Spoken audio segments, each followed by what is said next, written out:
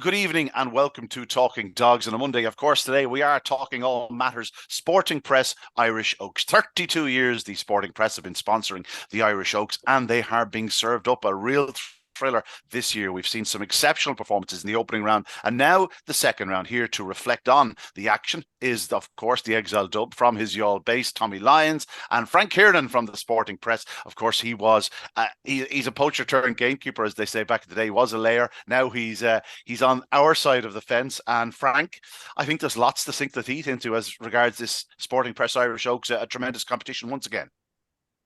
Looks like another fantastic renewal, and Fenton Champion's going to take a lot of shifting after Saturday's 27-86 run, but she's going to take a little bit of beating, but there's plenty queuing up the side behind her who'll have an eye on the crown as well. Definitely it's great turnout and some great bitches in it. Good to see it for the 32nd year, especially when you have the derby across the pond at the same time. You know, you always fear that you might lose something out of it or one of the big draw cards, but no, they're all there, thank goodness, and it's going to be another track crack in 2 or 3 weeks as we get towards the final.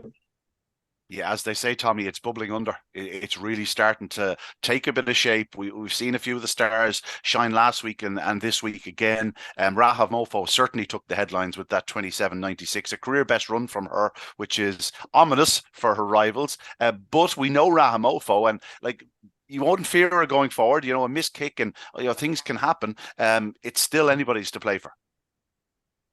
Oh, 100% Ian, actually. I wasn't I didn't come away from Saturday night thinking she has to be clear favourite or anything even close to her. And I kind of hope she is, because I could find options otherwise. I thought her performance was like, I actually laughed when I watched the replay of it. I laughed because she came out so well. I said, "Oh my God, this is all over." And you were only short of saying it in commentary as well. I could almost sense you were biting your lip to say, "Well, good night, Irene." Like, after I about don't two like to do strides. that. There's nothing worse when a commentator calls it too early. Like, somebody's back the I dog know, in yeah. second. You know, they want a little bit of thrill for their money, you know. It was a brilliant performance, but there were other brilliant performances. God, I really loved the performance of Quivers Magic. Absolutely thought this was like it's hard to say when Rahamov was at 27-96 that this is the performance of the round, but there was something special about this performance. She had a real strong bitch, behind her the whole way. And I think as they were coming to the line, she was holding her comfortably at the end, which kind of made my eyes pop a little bit and go, wow, that's a serious performance from Quivers Magic, who's obviously on the up. So it goes back to what I keep saying every single week. The depth of quality in the country is amazing at the moment. It's absolutely remarkable. The depth of quality of greyhounds, bitches, and dogs, whatever. I think this Oaks is far from over. This is top class. Just have a read of the heat winners, and just think that they're all in. Droopy's Nice One won the first heat. Quivers Magic, Glengar Marta, Burgess Rapid in a race in which Boy Sports Coco enhanced their reputation, in my opinion. Bobsleigh Dream, Crafty Chivu beating Undisputed, Raham Mofo, and 365. If the 8 of those got to the semi-finals and are into the final, into 6 of those 8 got into the final, it'd be the most remarkable final of all time, wouldn't it? Yeah, it'd be a tremendous final. There's no question about it. I'll tell you what we'll do. Let's go through them one by one, because they each deserve a mention. The opening heat went to Droopy's Nice One. The signs were there last week, Frank. She had shown real promise in defeat. She's clearly only coming back into herself. She's had 2 or 3 starts this year, but this was by far and away her best effort so far in 2023. I would suggest there's probably 2 to 3 links still to come in the next couple of weeks, and she could well develop into an Oaks contender. There's no doubt she wants further these days, but she's very strong. Marathdown Molly, who is very much still coming out of season, it's clear to see last week and this week. She took it up on the opening corner from a fast starting Droopy's Nice One. The writing was on the wall from early. Droopy's Nice One, Julie picked it up into the third bend and raced away to land the spoils in fine style. Cash and Bazooka running a big race in second for Chris Houlihan and James Hannon, and back in third, Paradise Nikki Bell, who runs well for Martin Lanny. She got up on the line to grab third spot, but this was all about the winner, Droopy's Nice One. Yeah, as you said, there were sort of just little bits of saying. Just we all know it. Dash Derby finalist last year, and you say probably does want that little bit further. And probably from the Derby final, her form had dipped a little bit, but that's understandable. She had a tough, steady year last year. She was in the go plenty and a lot of miles in the clock. A little bit slow to come to feet, but then you see she was beaten by Romeo Hanso in Limerick, one of her earlier starts this year. Like, he franked that form. We win these Derby hit the other night, and she said she done it well last week, and she's just finding her feet. Derby finalist, and as you said, 28.46 last week. You wouldn't be surprised to see her chop 2 or 3 lengths of that next week. Definitely in the mix. Now it's going to be fine. You said distance probably a little bit short on the short side for her now, but you definitely wouldn't rule her out. She's a touch of class about her, and she's a nice sort of second string for Mortlahi to have, is along with Rahamofo. So you're going to give him he's going to have a bit of a play on both sides there. So it's a strong hand to have. You wouldn't mind having it yourself. Yeah, when you say second string with a Derby finalist and a bitch that was basically danced every dance last year, she was she was unbelievable. In any normal year, she could have easily got a nomination for Bitch of the Year, Tommy. It's a sign that Mert has come on so much over the last few years. He's very much one of the leading trainers now, and this Troopy's nice one. While she probably does want a little bit further, she stays wide. She's very strong. It'll be hard enough to keep out of the frame. Yeah, but I think if you're in a Derby final, if you get to a Derby final, you're entitled to think that you're top of the tree among the bitches. Now we've talked in the last few years about how good the bitches are, so they stand up to the dogs for the last 3-4 years, definitely. Yeah, like she did a good sectional on Saturday, a very good sectional Saturday night. She doesn't have the early pace of maybe some of the best in the competition, but you're saying she might improve 2 or 3 lengths, and you're right, but she might improve 40 spots too. Like, she's a phenomenally fast bitch. Yeah. That's well, she has 28.16. She has 28.16 on her card around Clonmel. And that's every day of the week. That's 28.16 or even better around Shelbourne Park.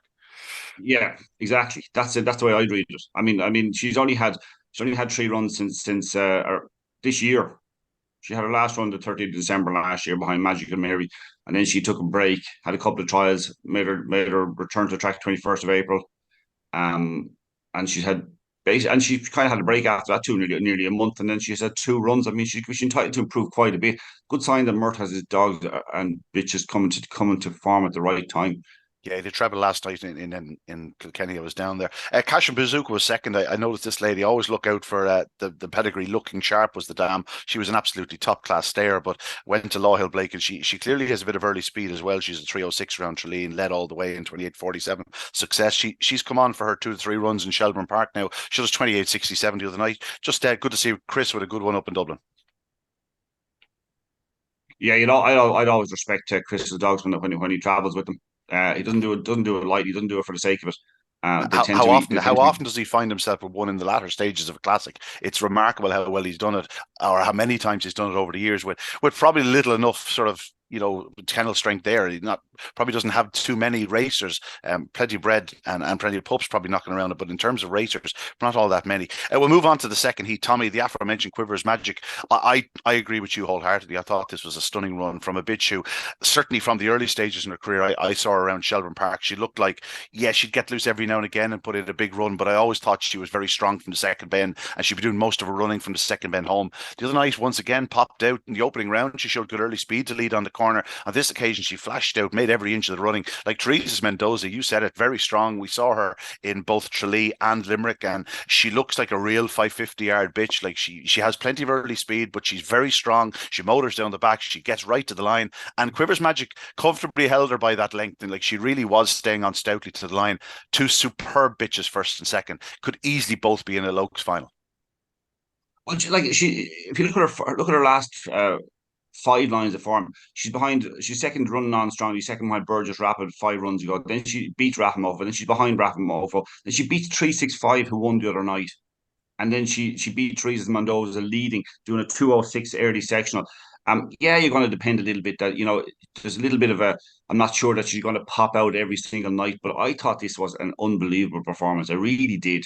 We will get to the next round draw in a minute or two, but she is drawn 1 the next night, so you'd be fancying her chances to be there in an Oak semi-final.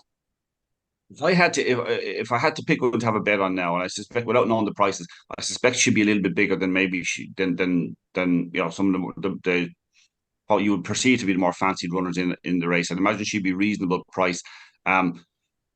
I don't see why she can't improve. She hasn't had a huge amount of racing. I think she's just striking form. When bitches hit this sort of form, the form that she's in there, the last couple of runs, they can do anything. And I thought this, like Teresa Mendoza, I have a huge amount of time for Teresa Mendoza. I think she's a fabulous bitch, really strong. But I just thought the last 25 yards, Quivers Magic is holding her really comfortably. They're both running hard to the line. They're both proper bitches, but she's running hard to the line and holding Teresa Mendoza, what I think is quite comfortably and deservedly. Frank, I think that's a potential winner. yeah, I know. I tend to agree with you. Yeah, very much so. Footfield Peach ran on for third spot. Frank, I think it's clear from the last couple of years, and I've never spoken to him, but I think it's pretty clear that Adam Dunford can do a greyhound.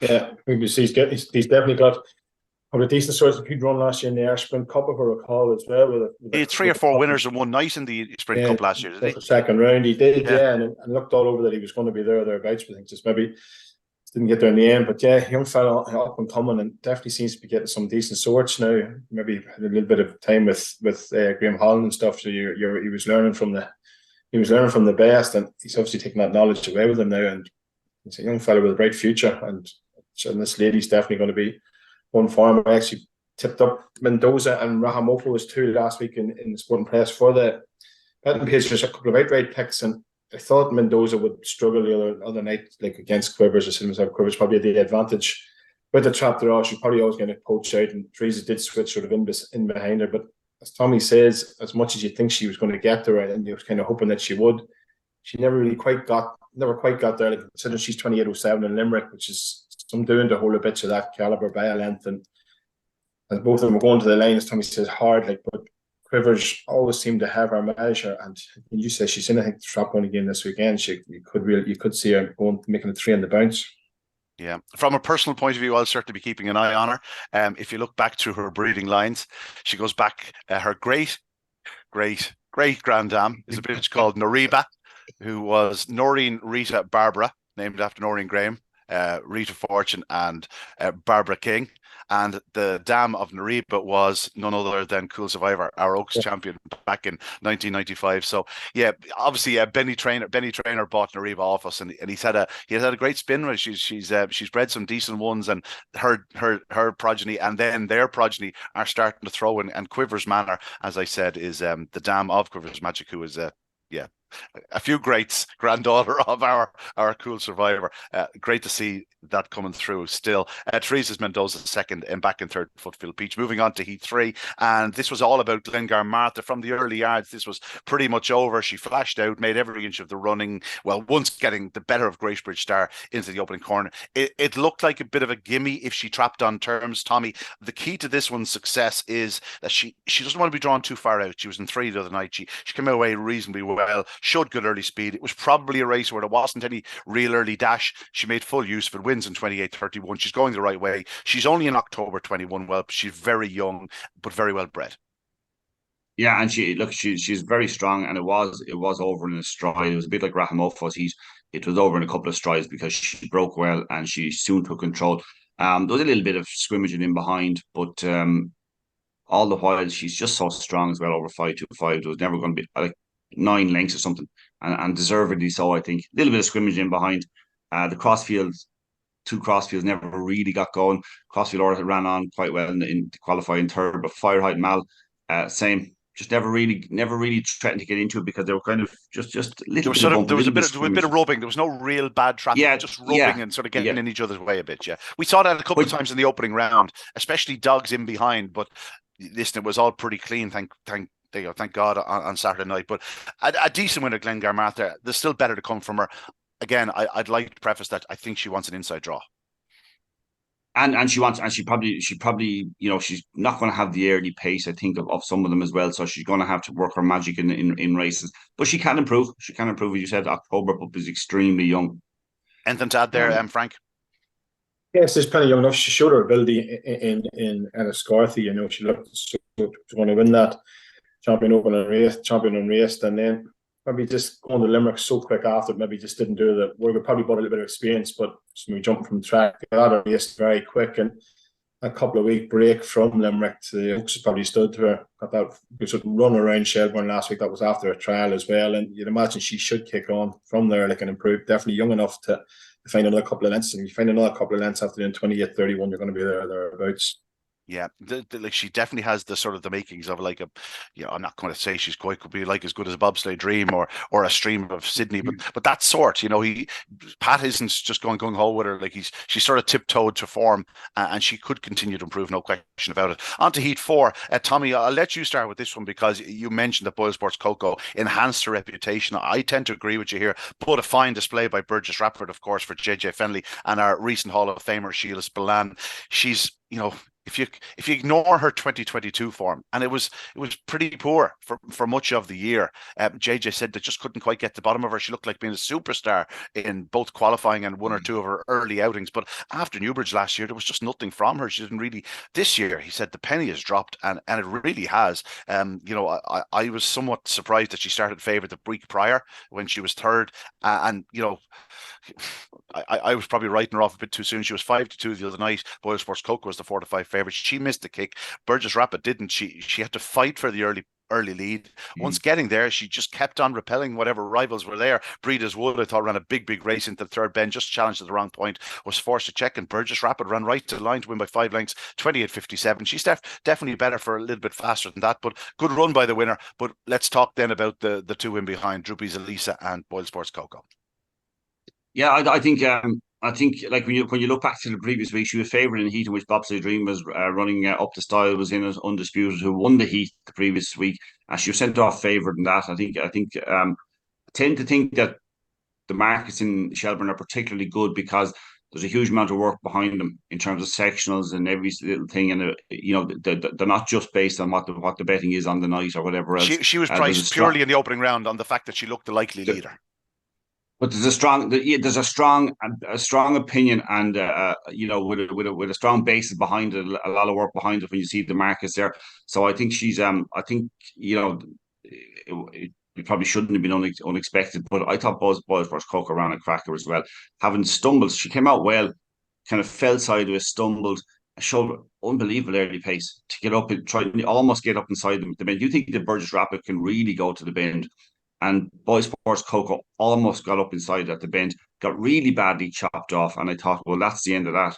She's out of the competition now, and actually showed great determination. Breeders Wood actually ran a huge race for a very inexperienced bitch, ran a huge race, showing pace down to the third bend to challenge.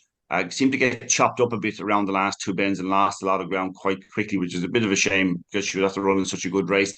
But I thought Boyle Sports Coco tracked really well. Now, as it happens, it's a photo finish for second, third, and neck and half a length. Second, third, and fourth. It could have gone any way, but I think she enhanced her reputation. Boyle Sports Coco. I think this is what we had expected for a while. She stepped forward quite a bit from her Puppy Oaks performances. I think these are showing a maturity that she didn't have then, obviously. And she's still a big player. But no, I wouldn't like to take too much away from Burgess Rapid. We know how good she is. She has a bit of experience, and I think that stood her the other night. Yeah, just a solid early pace tracker. She's, she could easily be get through another round or two, no question about it. Frank, a good success for Burgess Rapid. She's one who is really flying at present. Yeah, done it well. 28.57. She just got her head in front. She just won the battle to the first corner and nipped around in front. And inform you what going into the race, you probably wouldn't have thought she would have led Boyle Sports Coco. She'd been all about early pace, as you said. When she sort of was behind, you wouldn't have given her much credit or much chance to get back into the race. So she showed that. And you said to herself, she looked like the sort would have to be in the mix early doors, or definitely in the front two. I definitely didn't think she would come qualify once she didn't lead, and after it took a little bit of a stagger as she left traps. But as you say, taking that away from the winner, she popped out in front, she held into the first corner, and she kicked on. It allows a little bit of scrimmaging behind, probably allowed her to win a little bit more comfortably. But you can only do what you can do, and she's done it well. 28.57. She's probably going to have to improve to get into the mix, but definitely more than capable of doing so. Now, with her head back in front, there's every chance she could kick on a little bit again from here. Yeah, no, I tend to agree with you. I would say Dolores Ruth would be delighted that Boyle Sports Coco is drawn the middle again. I think she loves to race up the middle of the track. She's in trap 3 the next night. I think that'll make a big difference to her. Moving on to Heat 5, and this was all about Bobsleigh Dreams. She had completely fluffed her lines in the opening round, 2:36 to the opening line. The other night, it was certainly considerably faster than that once she got the corner, and she did show her sort of maturity and probably her sort of experience on the opening corner, because she drove across the opening bend to get around in front, and we all know Bobsleigh Dream. That was that 28-25. To be honest, it wouldn't have surprised me if it had flashed up at 28 seconds, but it was 28-25. She's just ticking along nicely. I thought she ran a big race in the opening round to qualify in second. The other night, she wins by 7 lengths, easy as you like, from Glengar Bridie, who I thought enhanced her reputation the other night. She showed great pace to come through to grab second spot, but Bobsleigh Dream, a fine winner. Frank, we know how good she is. She's a dual classic winner, but just great to see her leading on the corner in company like this. Yeah, I just wrote down a couple of notes this morning, just like yourself. I just wrote massive effort to qualify last week, and that's the thing, it's about staying in, giving the hunches. He did probably a 5-dog heat the other night, but yeah, she has class. We know that she's 2 classics under the belt already. She's done a nightly, popped out in front 20 seconds. I think it was 20 spots on our section to the corner in the week. So that's a massive difference, like a massive start, and that's aids her getting to the corner in front. And a lady of that class who's won a Cesarewitz and a Ledger, it's not going to be caught when barring injury, she's not going to be caught when she gets her head in front like that. And there's no surprise to see her run away from those by 7 lengths. No disrespect to those behind. Nice 1-2 for Pat. And as you said, Brady, she's running down in Enniscorthy. Did she win the consolation final at that stake? She did, yeah. And she probably another one will kick on. She'll have to, like, 7 lengths, 28-74, I think, is her estimated time. So that leaves her with a little bit to do. But as she said, Bobs is just chugging away, arguably more at home over that a little bit further as well. But 550-600 yard pitches have won the Oaks and have had the class to win it previously. And now that she's just got head of steam up, she may have that bad run out of way from last week and keep clocking 28-25, and be no surprise if she added a 3rd classic to the TV. Yeah, Tommy, she always strikes me as the type that if she had something taking off out in front of her and something just to aim at and go past, she could well have done 28-05. Does that make sense?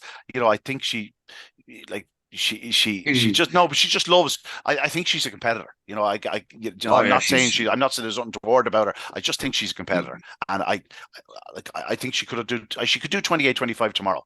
It hunts harder with something to chase. Yeah, I just think she could just do 28-25 any day of the week. You know what I mean? But I think if you actually put something like Boyle Sports Cocoa out in front of her, and she had to go and get her and go after her and go past her, I think she'd probably do 28-05. I just think that's the way she is. She's a brilliant bitch, just an unbelievable star. And I think if she does safely get through the next 2 rounds into the final, and all of a sudden you have 2 or 3 massive early pacers battling for the lead into the opening corner, everyone, and I mean everyone, is looking in behind to see where Bobsleigh Dream is at the second end. She's a bit like her kennel companion Ballinamore Ed. She's smarter than the average greyhound. The only bears of greyhound racing, those two, I think they're she's just clever. She's just, I just, I often call them rogues. She's not a rogue in any way, but like, I just love that sort of ability. That sort of natural ability is just, it's just a joy to watch when because you're never out of a race. No matter what you do, you're never out of a race. It's what makes her the ultimate competition greyhound, effectively. Oh, and like it is. That's exactly what it is. But like, I mean, I hark back. I talked about it last week. Just think back to that Ledger again. If ever you doubt insane ability, just think back to that Ledger. That performance was just absolutely ridiculous. A shame for Rafa's friend, who just never got involved. Runner up in the Limerick Oaks there a couple of weeks ago, just never happened the other night. Missed it. Got in trouble and was always struggling. We've got a blend. We've got a good blend of early pace and strong bitches in the competition this year. And actually, I kind of hope that as the competition advances to the final, that there is a blend in the final as well, so that we can have a clear final and maybe have a performance like Bobsleigh Dream produced in the Ledger, or have whether it be from Raha Mofo or from Bobsleigh Dream or some other strong runner, or something special from the front, but just a clean final. Hopefully, I think we have the blend to do that. I don't think we're going to have 6 early pacers in the final. I think there's quality all over the place. Bobsleigh Dream, though, is just like she's type of one that you don't want to back anti-post, because you're thinking, I'd like to see the final before I back her. Yeah, I know, see what the makeup of the final is. But she'll probably be there, and you'll have every chance. Yeah. Looking in behind her, Glengar Bridie was second. Cash and Misk, another one for Chris Houlihan, making it through to the quarterfinal of the Oaks. Yeah. Yeah, Jesus. unbelievable. I'm saying, I hadn't even copped that earlier on when I was saying it earlier on. Like, he always has one or two yeah. in the latter stages of these competitions. Just unbelievable. And we've seen her run so well down at Tralee, like, you know, and she's run very well in Shelbourne Park. Of course, she won her opening round. He's staying on very strongly. She's bred in the purple, going back to the Ballymacdazzle and all them. She's now 7 wins from 20 starts. Just a thoroughly nice type. She's a wide seat, so largely she'll avoid a bit of traffic and could get a draw going And forward. she was semi-finals league at the Laurels last year, wasn't she? Yeah, she was. Yeah, brilliant. Moving on, Heat 6. What a tussle this was. Crafty, Chavou, and Undisputed. Frank, we'll start with you here. Undisputed was understandably favoured after a stunning opening round effort. She showed, I thought, a little bit of inexperience the other night. I think when she went to the front of the third bend, I think they may have just brushed each other because she seemed to lose her momentum just momentarily and allowed Crafty Chavou back up the inside. They had a great tussle off the last bend, right to the line, just a short out between the two. You know, it wouldn't surprise me if the form was reversed, to have no fear. But yeah, just a wonderful buckle between two talented ladies. Crafty Chavou, I think it's clear to all, is progressing. You know, 28-41 the other night was her career best effort, Undisputed. Well, we know she's gone far faster in the future, or in the past. She somewhat missed the kick compared to the previous week on Saturday night, but ran an unbelievable race to finish as close as she did. Easy Razzle third, but I think this is all about the front two in terms of that buckle. Yeah, it's Chavou, another one to come out of the Unraced stake in final Indian stake in Newbridge, and arguably probably come into this as the second hope for the Divilies after Kokoro, like, but completely different style of runner than that lady. But yeah, done it well. Arguably, as you said, Trap One probably just shaded it the other night. She said got the better of it. Even when she was past that little bit of bump, she kicked again, and arguably, as you say, maybe Undisputed did lose a little bit of impetus. Arguably, possibly if you flip the trap placings around, which I think they are this weekend, it's maybe advantage Undisputed again. But you can't fault Chavou, but she had less than a dozen starts at this stage. Almost 20 spots found during a week, and one of only 3 that's unbeaten in the competition. And Divilies always renowned for their course and stack beforehand. They're the last couple of years they've really taken to the track game and with great success, and they've done a special lady in this one. And again, with that early pace, she's not one of those that's going to be hard to reel back in. And she said she had plenty of guts last week to out battle Undisputed, like considering the run she'd done the week before. And you'd imagine she's going to be thereabouts as well. Like, Tommy, just a great buckle. It was a fabulous race. She does have a tendency to run off that last bend anyway, Undisputed. So I was kind of half worried about it initially. Not so much after going through a few of her races and kind of see what it was about. Crafty Chavou ran a cracking race, tracked very well the first and second bends, then moved off down the back and kind of out towards Undisputed. Undisputed looked to have the race almost won. The only thing that concerned me about Undisputed's performance was that on or halfway between third and fourth bends, on the crown of the bend, say, where I thought she should be driving on, she kind of hesitated a little bit or seemed to lose her stride more than anything else. And the running off the bend, she's going to do that anyway at the last bend. But I would say, on the balance of things, I would say I'm not concerned about that or her getting beaten the other night at all. I think the fact that she was able to come back so hard at a really good beast like Crafty Chavou to the line and go on to the escape shows how good a form she's in. She's following up from the previous year or previous week. I'll be watching from I'll be closely monitoring her performance next week to see where we stand with her, because she's obviously a potential winner with the ability she has. I think Easy Razzle deserves plenty of a mention too, even though she's quite well beaten in third place. She missed a kick again. She just hasn't got the art of trapping just yet, and not that she's walking out by any means. Showed lovely early pace to get into a position at the bend, but you've got two really top class bitches out in front, and it's going to be hard to kind of get involved if you're giving them a bit of an advantage early. But I think the first 3 home in that heat are the kind of ones we kind of hear plenty about. The winner's very young. Yeah, very young. Yeah, October 21. Undisputed is January 21. She has a little bit more age on her side, but very little more. Yeah, she only has 3 more races. And the bottom Easy Razzle is in August 21 and has two less races than Crafty Chavou. That was only its 8th start the other night. So yeah, three bitches that can certainly improve on what they've done already, and they've already impressed. Undisputed is in Trap 1 the next night, and I would nearly be knocking her down already as my banker of the 4 quarterfinals. That's just getting ahead of myself just before you steal my line. I would say that anyone that with an Oaks contender would not like to see Undisputed on her inside in the final, because I think we all know that she's capable of a massive, massive run. She has 28.05 on her card. She did 28.20 last week. I think with a flying start again, I think she's more than capable of rattling the 28-second barrier. Moving on to Heat 7, and this was the aforementioned Rahamofo, the defending champion, the bitch of the year. Tommy, it was just foot perfect. In truth, her task was aided somewhat by Droopy's timing, getting up the inside of Let's Go Bubbles. They sort of just got in each other's way. Let's Go Bubbles was out of the frame thereafter, and Rahamofo, once going to the front, forget about it. You weren't going to pick up this lady from the third bend home. She just devoured the ground. I'd love to see over 600 yards. That's for another day. Rahamofo, 27.96. I was counting through them yesterday. That makes her, in my reckoning, the 8th bitch to break 28 seconds. Now, 2 or 3 of those, the likes of Ballymac Arminta, Ballymac Ariel, Ballydoyle Honey, have done it on more than one occasion, but 8 different bitches have gone under 28 seconds, and they're a very special group. I think Rahamofo deserves her place there. She definitely does. She's class. We talked about her last year when you were raving about her after the first round when she got beaten in the first round of the Oaks here last year. Was it the Oaks or the Puppy Oaks? Oaks, I think it was the first round. We didn't know much about her then. We know plenty about her now. She's pure class, and I think she's a great advertisement for Murtley's ability as a trainer. I think just it's a quite a long competition. You need to be tough, and as well as have the ability, you need to be tough as teeth to win it, and you need to be trained, really properly to the minute to win it. She won it last year in great style.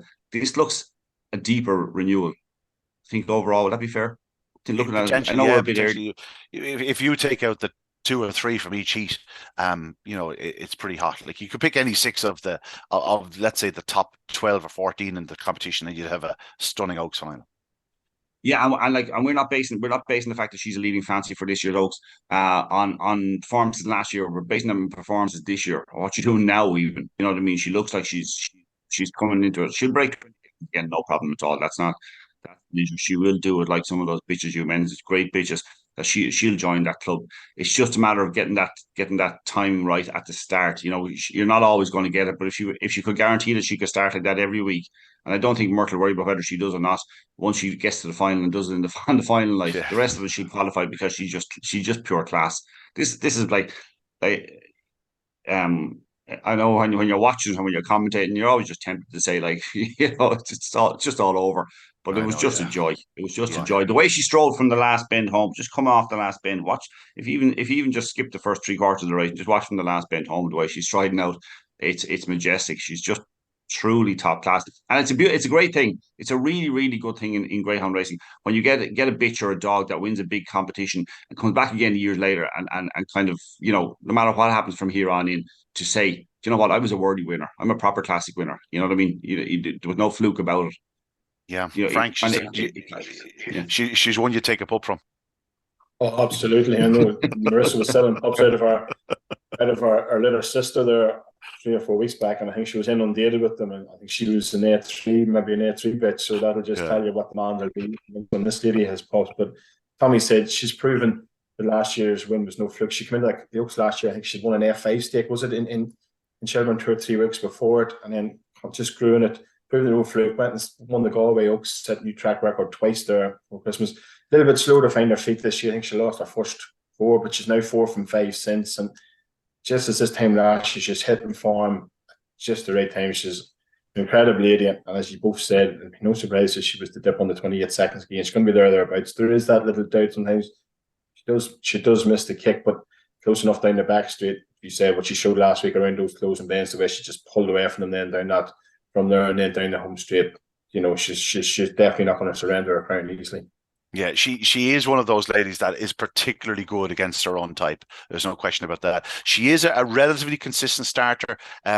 She like this isn't an outlier. Like she has a 202 in her card, a Yeah. 203 in her card. Like so, she can flash from traps like this, but she is so strong. It's going to be so hard to keep her out of the frame. And I know it's easy to say because she is so strong that like this won't take anything out of her. But any dog doing 27.96 has to take something out of them. Because like that's just insanely quick. But by all accounts, she just looks like she is loving life at present, and I'm sure Merton and Marissa are more than delighted with their star. In second spot, Droopy's Timing. Thought she showed a lovely bit of early up the inside.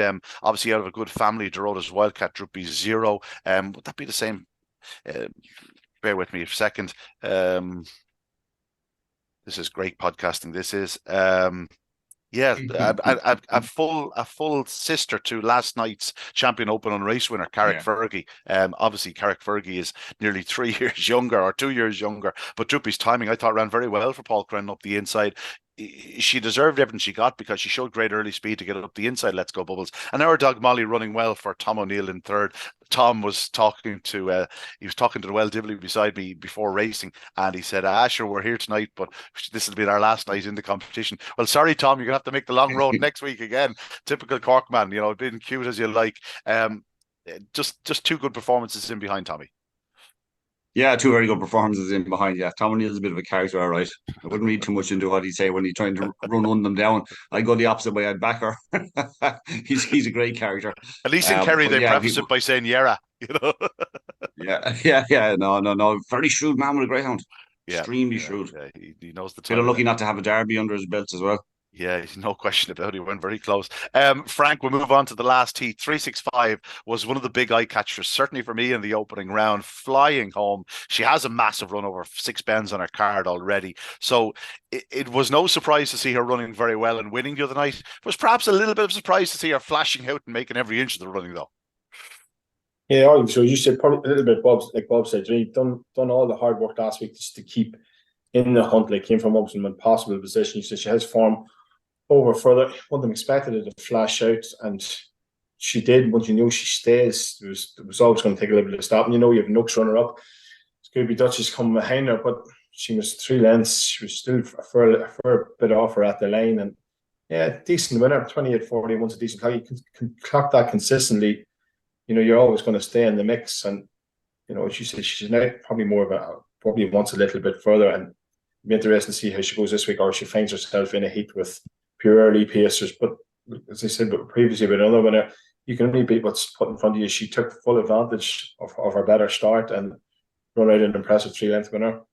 Yeah, I'm sure Scott Phelan was more than delighted with her, Tommy. The aptly named, like I got to get to know this syndicate, the Pints of Hino syndicate. They sound like my type of people. 365, like without sort of disrespecting her, she ran like a 6-bend bitch off the front in a sense where she couldn't really get away from them down the back straight. Like she wasn't stretching away or anything like that. But once she hit the third bend, she just sort of put on the power, and she ran out a fantastic winner by 3 lengths from Scooby Duchess, who is showing signs of return to her very best, not showing the same early speed that she had in the past. But Jennifer did tell me a couple of weeks ago that she felt she was still a month, 6 weeks away from returning to her best form. So that may well come, but this was all about 365 off the front. Just a fantastic run.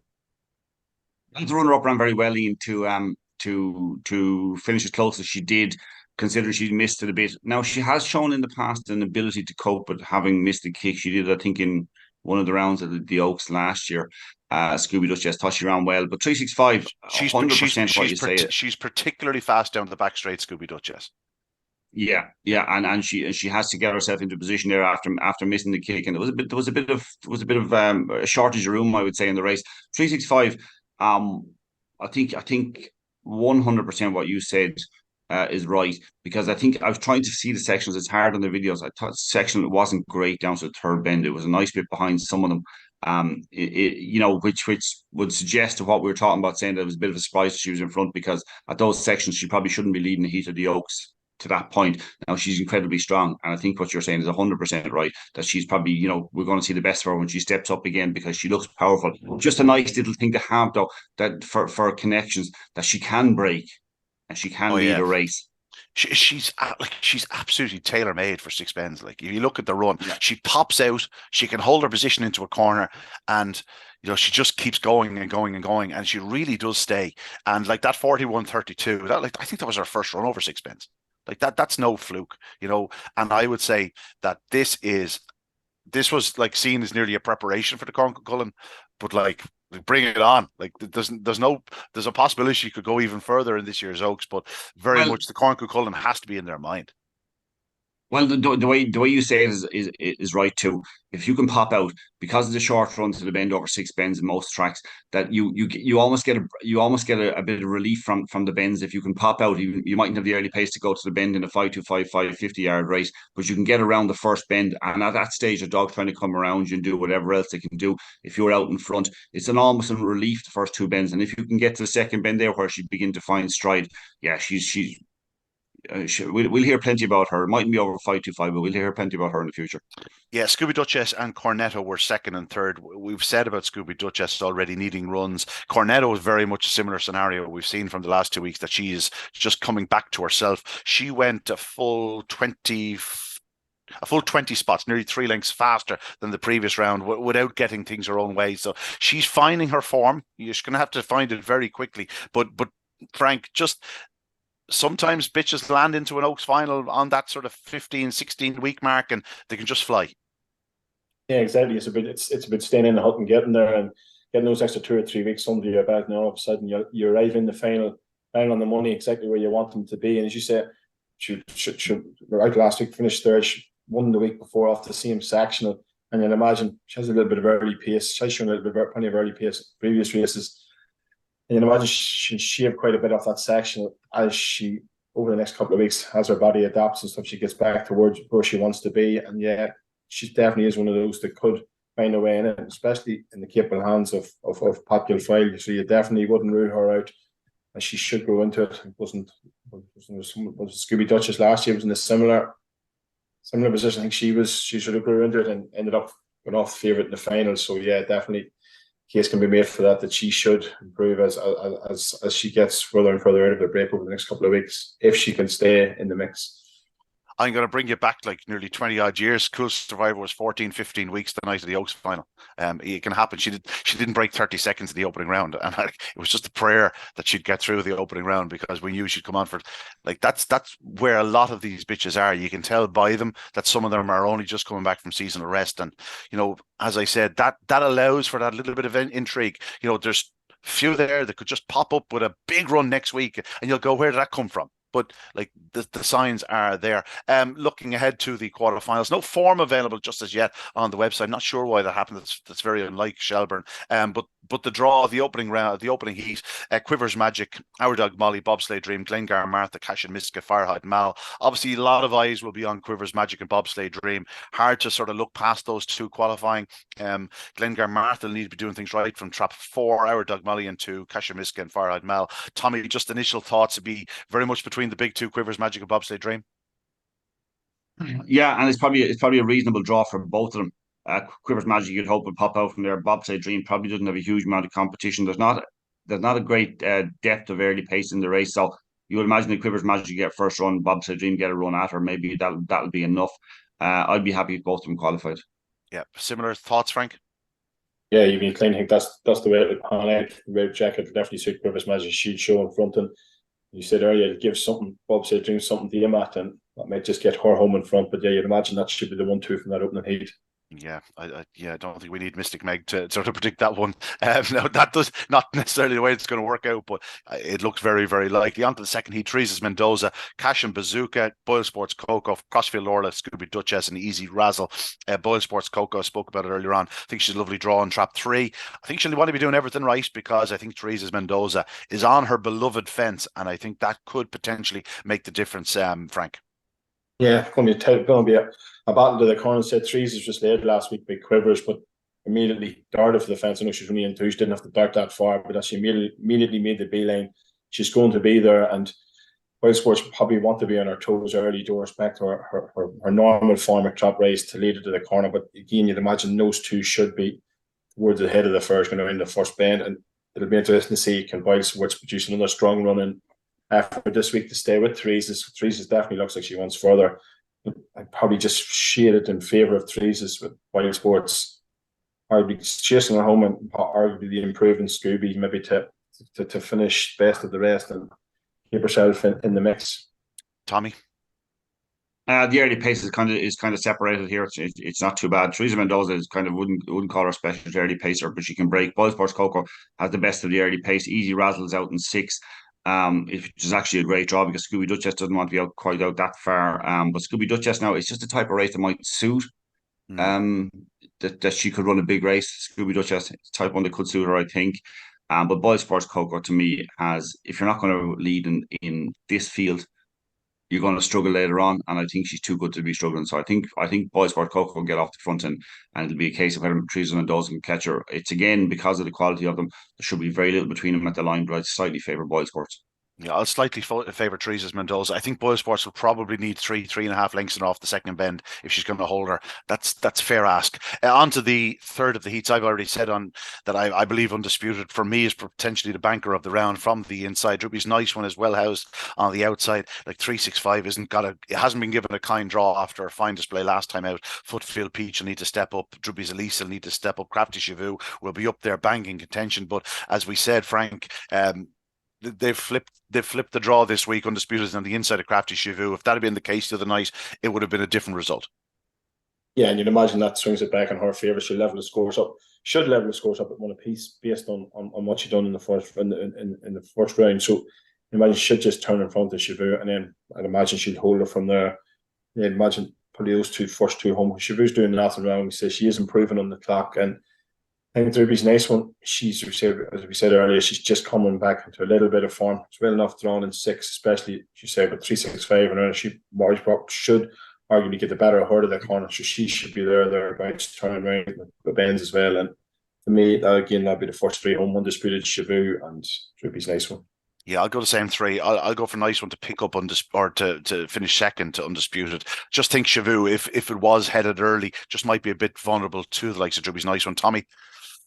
Yeah, I'm concerned that it might be vulnerable to qualifying if that is the case. If Undisputed leads and Droopy's Nice One has a great draw, I could see Droopy's Nice One turn a bit closer on Saturday night, which could make things difficult for Crafty Chivu. Now I wouldn't like to write off Crafty Chivu entirely, but Undisputed looks extremely classy, and I think the run the other night, even though I'm gonna I won't be back in Undisputed next week. I think whether she'll win the competition or not will be told next week, regardless of whether she qualifies. In terms of if she finishes first, second, third, I think we'll know whether she's going to win a competition or not with a performance from that draw next week. Yeah, and on to the final heat. Droopy's Timing, Glenside Bridie, Burgess Rapid, Cornetto, Rahamofo, and Paradise Nikki Bell. Well, Rahamofo is flashing like a beacon here, although there is a bit of early speed in her inside. She just want to be trapping on terms. If not, you'd still fancy her to get through, just given the draw. But yeah, just one of those where you just like to see her pop out, and if she does, she should be safe. Tommy, she'll be a pretty short price. She will, and I think there's a potential that there'll be a bit of a coming together along the inside. I think they're kind of a similar ability, or in terms of their pace, maybe to third bend the inside runners. So I think it'll set up for Rahamofo, regardless of whether she breaks or not. I think she can break and turn close in that company and prove far, far too strong. Similar thinking, Frank? Yeah, definitely looks like she has the ability to lead those, and probably there's a lot of point that with 3 or 4 on the inside, there's probably you could throw a blanket over those. And that thought in mind, there's a chance they could come together, place further into Mofo's hands, and you imagine she should take on a better business and keep her unbeaten record in the stake. Yeah, well, we've sort of given our 1, 2, 3 and about 3 of those heats there, and our 1, 2 and the other one. You know, if those 11 go through, shall we say? we already have an Oaks, but by God, we really do have an Oaks. Stunning group of ladies, and listen, we look forward to the next few weeks in the Sporting Press Irish Oaks. Sadly, I will not be present next Saturday night, but I will be certainly watching on. Tommy, you know, it's hard to call it. Like, you're probably going to be looking at value at this stage. We haven't seen the prices, but if you had to pick one at this moment in time, let's say every single one of them 6 to 1. Which one are you picking? Oh, well, if they're all 6 to 1, that's probably a different story. But no, the one I was thinking about, regardless of the price, in the sense that I think it'll be a price, will be Quivers Magic. I was I was really taken by that performance. I'm not to say that she has a little bit of stepping up to do in terms of the quality of what some of them have already shown, but I think she's going the right direction. I thought that was a special performance the other night. Yeah, all in the breeding, Tommy. It's all in the breeding. Frank, what about yourself? Yeah, so yeah, had a couple of ball on Teresa's and Raha last week, and as it stands, I think I'd be happy enough to carry those two through for another week or so. Anyway, I don't think we need to add to the portfolio or take a chance that those two should still be in the mix come Saturday evening. Yeah, I listen. I would say Pat Buckley is more than delighted with the trap one draw for Teresa's Mendoza. I think she could be a big player. I would love to see the final draw. I think so much will depend on the draw in the final, more so than most events. I think it could have a huge bearing on how this one goes, and I look forward to it with bated breath. But I maybe just stick with Teresa's Mendoza, just at a bit of a price. I'm sure it won't be 6-1. The field might be a little bit bigger, but she is in trap one. I'm sure the odds compilers will keep that in mind. But listen, Rahamofo, by all accounts, is the one to beat. She's the defending champion. She's proven on the big stage, but so too are the likes of Boyle Sports Stream. It's a wonderful, wonderful Oaks. We look forward to the quarterfinals at Shelbourne Park next Saturday night. There was a few finals over the weekend. Let's touch upon them briefly. Firstly, Tommy, the Islandbridge Sprint took place on Friday night at Shelbourne Park, and this gallant night dog is turning into a proper sprinter. He probably had no right to win the other night. Gizmo Cash got to the front early, and it looked for all the world that Sprinter of the Year was going to land the spoils, but he just edged off the fence. Gallant Knight had the early speed to just get up his inside and bother him enough that the two of them were sort of head and toe up, nose to nose off the second bend. Gizmo Cash just took a bit of a bump and sort of lost his stride very momentarily. Gallant Knight went on to land the spoils, holding Bugger Lucky or Bugger Hunter in a tremendous finish. It was just a cracking sprint contest, but a really good winner, having only his fifth start. Well, I think Gallant Knight won it rather than Gizmo Cash giving it away, because Gizmo Cash was running a lovely line and did all the way, apart from the fact that Gallant Knight showed some pace to get up inside and actually almost encourage him off the bend a bit, the leader off the bend, and that, like, to do that to Gizmo Cash is some performance for a greyhound of so little experience. I think we saw with Bogger Hunter, Dundalk in a few extra yards is going to make some difference to Bogger Hunter. He ran some race in defeat, but Gallant Knight, wow! I mean, how could you pick that at the start of the competition? I don't think he could have. No, Ollie did. He backed him in the first round against the likes of Flashy Willow and Gizmo Cash. And, all of a sudden, Ollie has two or three very, very nice dogs about him. And rumour has it, and I'm not supposed to say this, he might have a couple more at home that are supposed to be taking off. Just keep an eye out for them. Frank, Gallant Knight, I would say they cannot wait to bring this fellow back to Dundalk. He already has a 21:30 on his card at Dundalk. That was in his second career outing, his first sprint start off a 7:23. I think it's safe to say this fellow will be touching 21 seconds better very shortly. Especially in that run the other night, like that, you just know that extra run to the corner is going to suit him to an absolute T. So he just turned on Gizmo Cash's shoulder. That's in Dundalk. He arguably turns in front of the legs of Gizmo Cash, which is some doing. And going to be right at home there. Bugger Hunter, as Tommy says, a 5.25 dog, and he run a blinder as well. And he goes there. That extra run to the corner is going to be a massive benefit to him too. But Dundalk looks tailor-made for Gallant Knight, and he looks a real promising sort. And especially when you consider, like, you told him in the National Sprint a couple of weeks ago, the Irish Sprint Cup, you've been talking about Flash and Mellow and Gizmo and stuff. All of a sudden now you have a fella and you pretended to the crown, and arguably he's going to take a lot of stopping, because that track just looks like it's made for on the main run, especially in the final day on the night. It's all of a sudden turned into a pretty hot sprinting division. Like we had those two or three dogs that dominated last year, but you add two or three more to the mix, and if they all get through Dundalk, we could be set for a very, very very, very intriguing sort of last two rounds up at Dundalk, and really looking forward to it. The final, I spoke about Kilkenny. I was in Kilkenny last night for the final of the Champion Unraced, and I think I'm of the opinion that they're a very good bunch. Tommy, you sort of suggested a little bit earlier on that it's hard enough to read whether there's big early speed in the race or not. And I think there is massive early speed in the race. I think they're all very talented. The winner, Carrickfergie, is very, very strong, very, very fast. I was particularly taken by the runner-up, Droopy's Donut. I thought he ran an unbelievable race in second. Clonrusk Sydney showed all sorts of pace. Balnakill after not a great start, showed brilliant early speed. I think they're a very special group. I think we'll see lots more of these. Yeah, I hope you're right, Ian. I just like look at. I don't know Kilkenny form from week in week out. So you're guessing to some degree, not guessing in terms of overall ability because the clocks are there, but you're guessing in terms of what they're showing early pace wise. I was a little bit concerned that there mightn't be a huge amount of early pace among the six that were in the final. You're telling me I'm wrong, and I'll have to bow to that because you were there last night and you kind of watched it probably more closely than I have. Well, the way I see it is, Looks look how many brilliant early space dogs have run around Kilkenny over the years.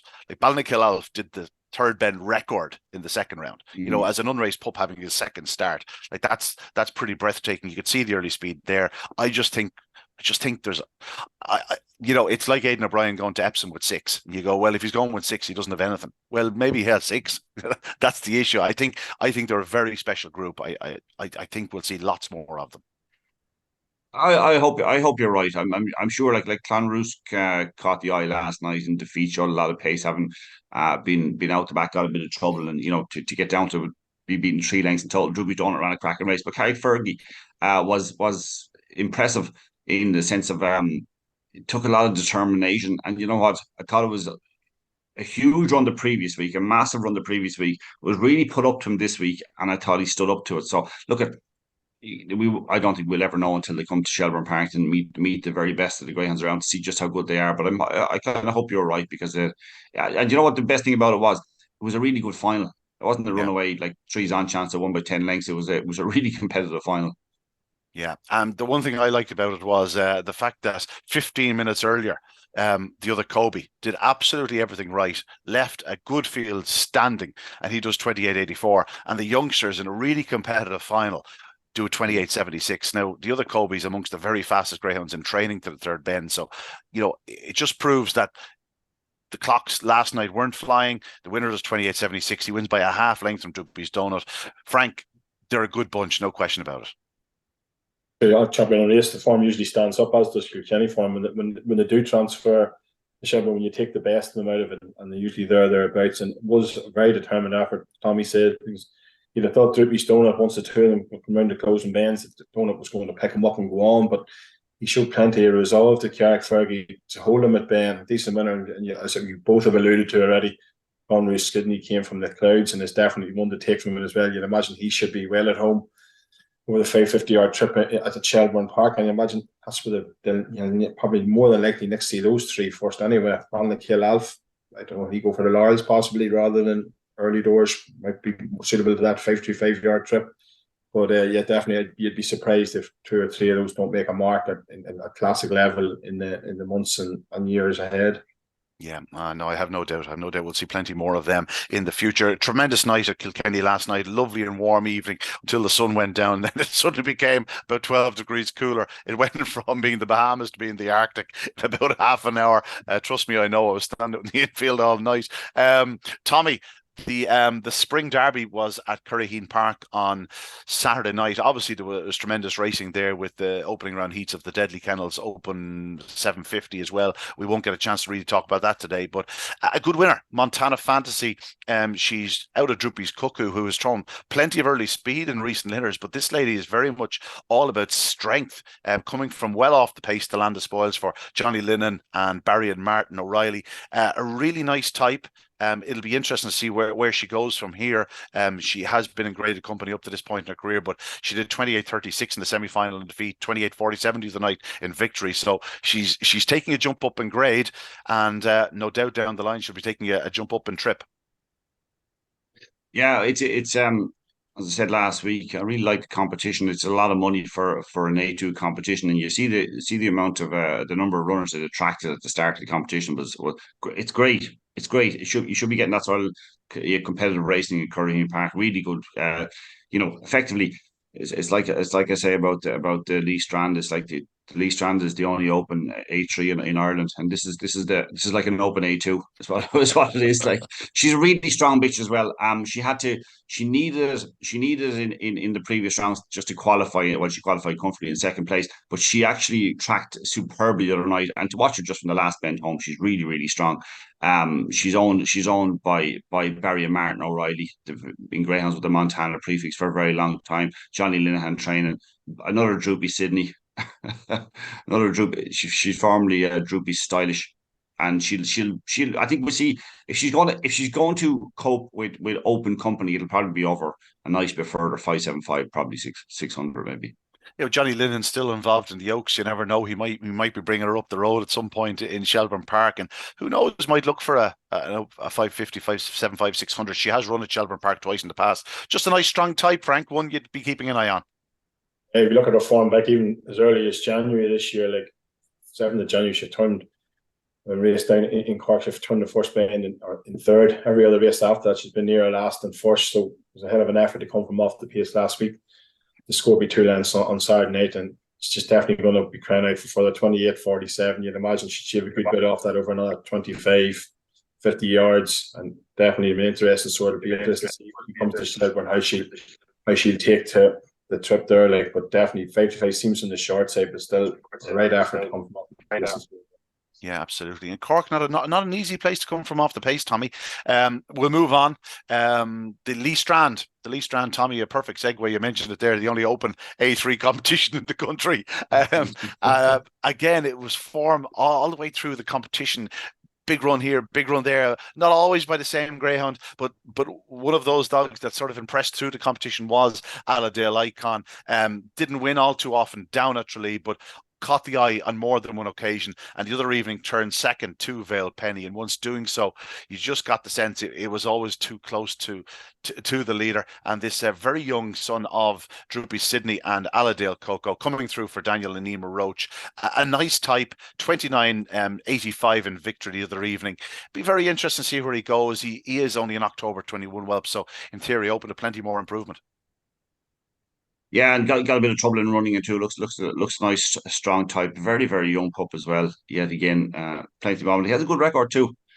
Just tends to need a little bit of luck in running. Very small but short of early pace, but a good determined type. Entitled to improve plenty as well, Ian. Yeah, Frank, it's a great yardstick. Always good dogs come out of it. He may not be a Derby winner of the future, but he's certainly a decent greyhound. Well, yeah, definitely imagine there's plenty of sport with him, and he's going to. Usually may not be a Derby winner, but he could well get the Derby class or get to that sort of level, and they're going to get fun out of him. He lacks that very early pace, and not unlike the Cork winner, only had one previous win in the competition, but the second win when it mattered most on Friday night. And decent enough clock, 29.85, and it was run a little bit fast, puts her in the open class company. And what Tommy said, it's about 8 starts under his belt. You'd imagine there should be a little bit more. I might be at home over, so maybe again an interested sort to see how he takes the Shelbourne, if that's where he next appears. Yeah, speaking of Shelbourne Park, that's where they should hold the latter stages of the Star Sports and TRC English Greyhound Derby. Just make it handier for us. It was some start for the Irish, Frank, up to, where am I going to say? I'm going to say up to Heat 8 of the opening round. The Irish were unbeaten. Undulation, fantastic winner.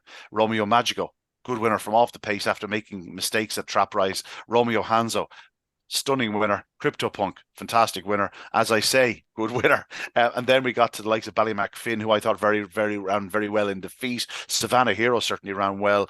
Mustang Jet ran very well in defeat, showed brilliant early speed. And Swords Rex then ended it off in fine style. A great start to the Derby on Thursday night. Yeah, I didn't see a big pile of the Derby over the weekend, doing a bit of work outside, and those first 4 heats were the first 4 I could have took a little bit of an interest in, because I had like Romeo Hanzo and Mari champion outright. So I said once they were sort of pulled in early, I said I'd have a little bit of luck at those. Yeah, great start. Undulation done it well for Matthew's team, and then double for Graham, and then Mari champion scored then of course for Seamus Galley. So I was passing a bit of an interest in that, but yeah, hell of a start. I think I see Euro just was it 24 of the 27 Irish challengers qualified over the 3 nights at least, and what order the field got into it. So really strong hand, and as much as it looked as if we were sort of going to have a weakened hand numerically this year, especially when Pat Buckley didn't travel, it's not a case. there's definitely nothing lacking in quality, and be no surprise to see it return to our shores again. Graham again is another strong hand, and Magical Slack was a little bit slow the other night, but another strong winner, and it's a strong team. Unfortunately, I just didn't see enough of it over the weekend. So I see Clonard done the clock as well. So I think they're going to take an awful lot of stopping again. Yeah, big runs on Thursday night, Tommy. Swords Rex went fastest of them, but so much to like about the likes of Romeo Hanzo. I thought Romeo Magic ran well to win. Undulation, so impressive. Crypto Punk, good winner, as I say. A four-timer for Graham Holland. No surprise, I suppose, given the strength that he has. No surprise at all. He tends to talk up to, if you listen close enough, he talk up Romeo Hanzo quite a bit. Yeah, I hadn't kind of fallen in love with the dog myself now.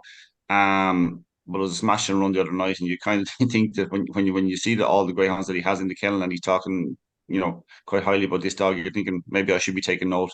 I'm kind of disgusted with myself. I didn't back Ballymac Marino. Yeah. Anyway, we'll get to him in a moment, right? Let's move on to Friday. It was just a stunning start to the occasion.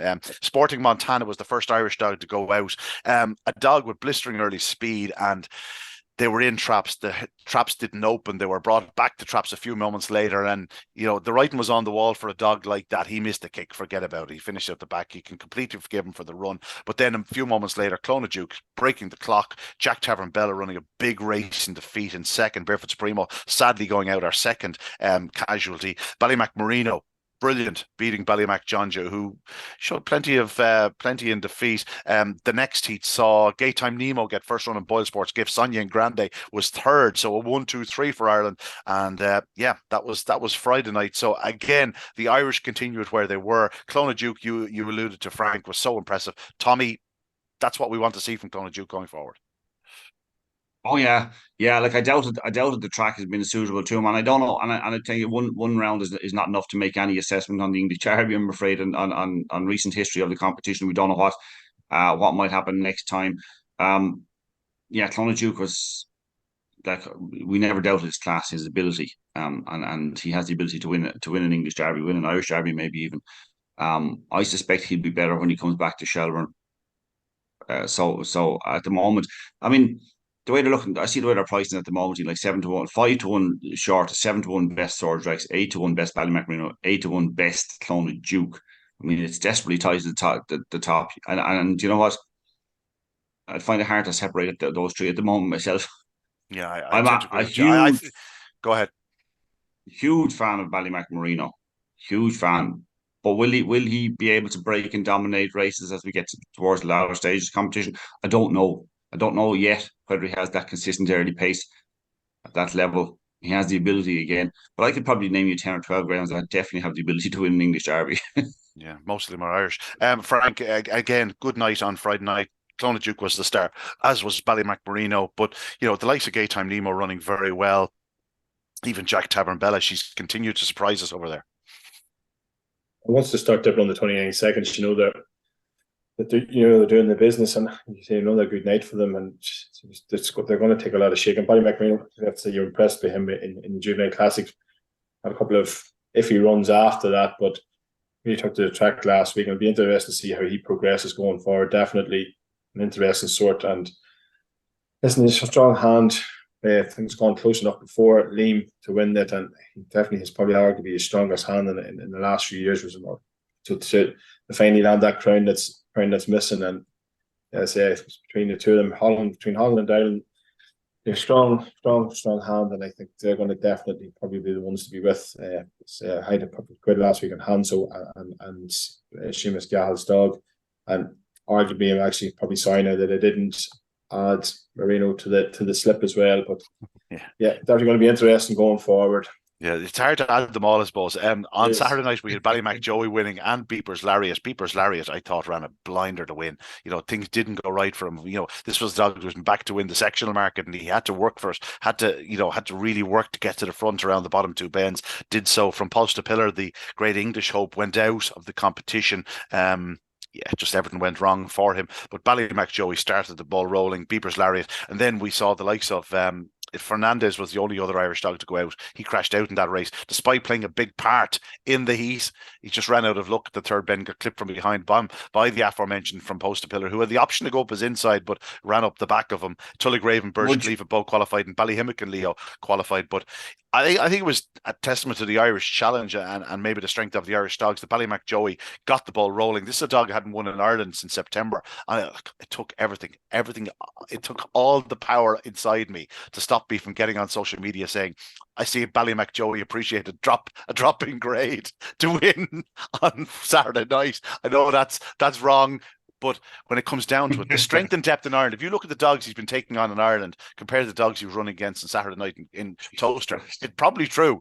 And here we are, Ballymac Joey, heat winner, Beavers Lariat, a heat winner. Tommy, take me out of a hole. Yeah, well, look, you have that many greyhounds in a competition, all hoping to win a derby or dreaming of winning the derby, you're going to have some weak heats. That's just the way it is. What would you make? And I'll ask Frank as well. What would you make of from post to pillar? His campaigning before the derby and his running the derby the other night. I would have given him a race purely just to see how he handles the place once again. He'd only raced there once before.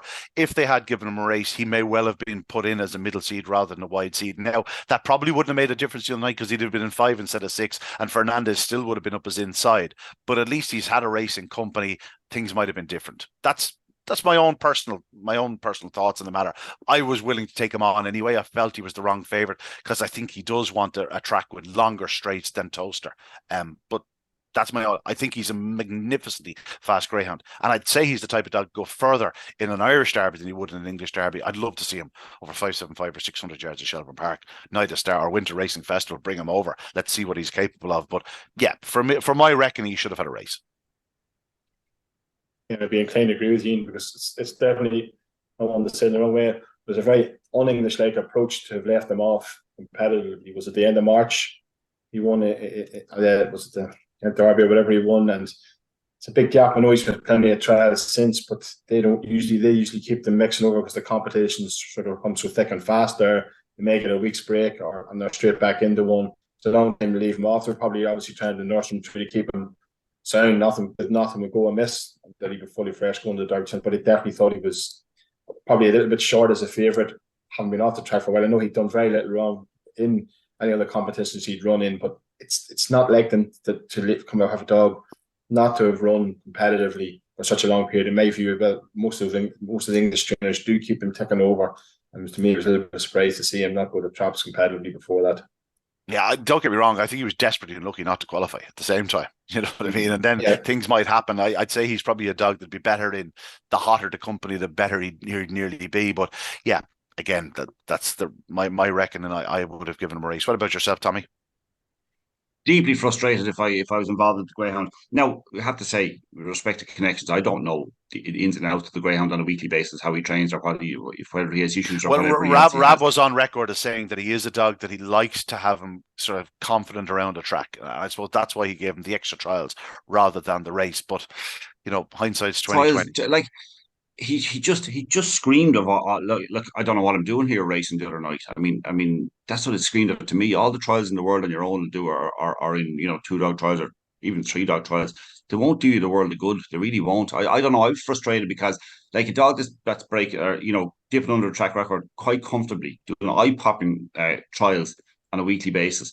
And then come out and look like he doesn't know what he's doing. It's kind of frustrating as hell. I'm sure connections are absolutely just disgusted themselves. They just now, not that they might change what they've done. They might have been forced into what the way they campaign them up to this. But like when you I'd love to have seen a dog like him go deep into the competition too because he's that good. He's clearly got that ability. We had we had dogs the other night on a race night who got clear runs and are experienced dogs with plenty of racing and are doing 28.70s and they're brilliant runs, a track record run. There's 2 of them under 28.80, I think, the other night. And then you have him, he's doing 28.60s and whatever else, and he's doing fabulous runs, clearly unbelievably fast. But like, yeah, but it is a touch. It is a touch strange that there are dogs from Ireland coming over that have had more races at Toaster than the Derby favourite who's based in the UK. Graham Holland brought dogs over to race there. You know what I mean? And other trainers did as well. Sorry, just brought them over to race to get used to the track in a racing environment because you've got to. The chances are, if we haven't learned anything from Toast for the last few years, if you haven't learned that you're going to need a little bit of luck or a little bit of track craft along the way. I mean, we've learned nothing. If we haven't, figured that out, yes, you might have the best early pacer in the world, but he's going to miss it some night in total and have to find a way through. From post to pillar doesn't have that early pace, but he has that class, he has that ability. And I just think there were 4 points at the race, 4 points during the race the other day, where you think, now you're going to take off, and he just didn't. It just didn't. It just smacked of like, I'm not really sure what I'm doing here. And it was frustrating. And I'm sure I'm frustrated for no other reason than I just love to see good greyhounds go deep into a competition. Connections must be banging their head off a wall thinking, God, this is, we're just disgusted. It may look at their hand might have been forced, but I just looked at it and went, it's hindsight again, and I'm not trying to pick on anybody involved here, but I'm just a bit frustrated because the dog that good, I'd just love to see him go deep into the competition and take on the best Irish dogs with a few races under his belt and show how good he is. I'd love to see him coming to Dublin. I'd love to see him come to Dublin Yeah, for the Boys yeah, Sports so would I. Greyhound Derby. I think he'd be Yeah. a monster around Shelbourne Park. Yes, the same issues, whether he'd have the early speed to challenge against the very best, but there's no question he has the all-round pace to challenge the very, very best. And yeah, we'll see where he ends up. Sadly, it could end up being sort of, just the usual sort of, he'll pick up grade ones in England, have no doubt about it. But I'd love to see him take on the very, very best. And I think it's clear from what we've seen over the last week that the very, very best are in Ireland. Anyway, that's for another day. Yes, indeed. Lots to look forward to in the Star Sports TRC English Greyhound Derby going forward. And of course, lots to look forward to in the Sporting Press online edition Irish Show, because it is such a hugely important part of the Irish calendar, especially the Irish calendar, given that we are a nation of breeders. So anybody with the runner left in the competition, thank you very much indeed, and the very best of luck going forward. Again, my thanks to Frank Kiernan and to the Exile Dub Tommy Lyons for their contributions this morning. But that's it from us on this Monday evening. Good evening. Good luck. God bless.